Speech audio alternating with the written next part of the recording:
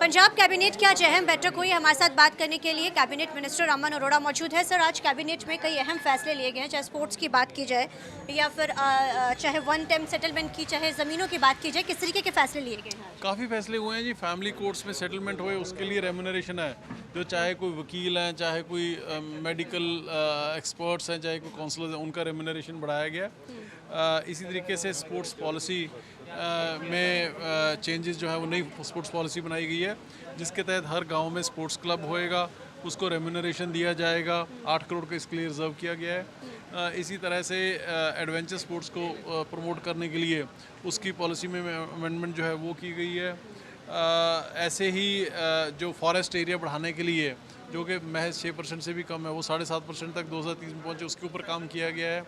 एनओसीज़ का in principle फैसला CM साहब ने खुद आज हम लोगों को बताया है कि बड़ी जल्दी एनओसी का मसला हल होने जा रहा है, जिससे 31 जुलाई से पहले अगर किसी ने रजिस्ट्री कराई हुई है या रजिस्टर्ड बयाना है या उसके जो बैंक के थ्रू अगर एडवांस किया हुआ है, तो वो सारी चीज़ें बेसिकली उसमें मकसद ये है कि जेन्युइननेस ऑफ डील एस्टैब्लिश होनी चाहिए। ये ना हो कि 2 नंबर के बंदा पिछली डेट में बैक डेट में काम करे, वो काम नहीं चलेगा।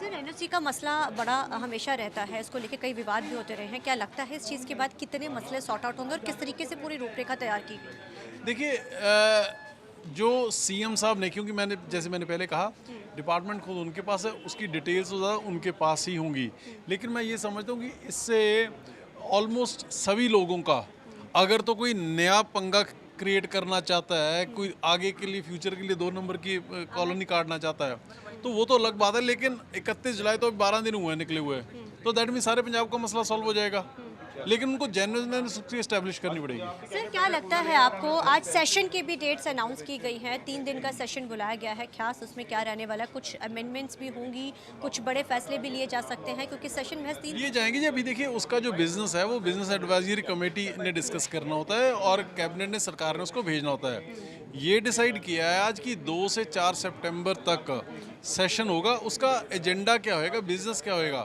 वो कैबिनेट में नहीं आना था जी, वो सरकार भेजेगी सीधा स्पीकर साहब को और वहाँ पे फाइनल होगा। 15 अगस्त को लेकर भी कोई स्पेशल किया गया है, कोई कैदियों को रिहा या कुछ ऐसा करने का? ऐसा स्पेशल ऐसा कुछ नहीं किया गया जी। उन्हीं कैदियों को रिहा किया जाता है जो जिनकी रिपोर्ट पॉजिटिव नीचे से आई हो। ऐसा स्पेशल ऐसा अम्ब्रेला डिसीजन कोई नहीं हुआ।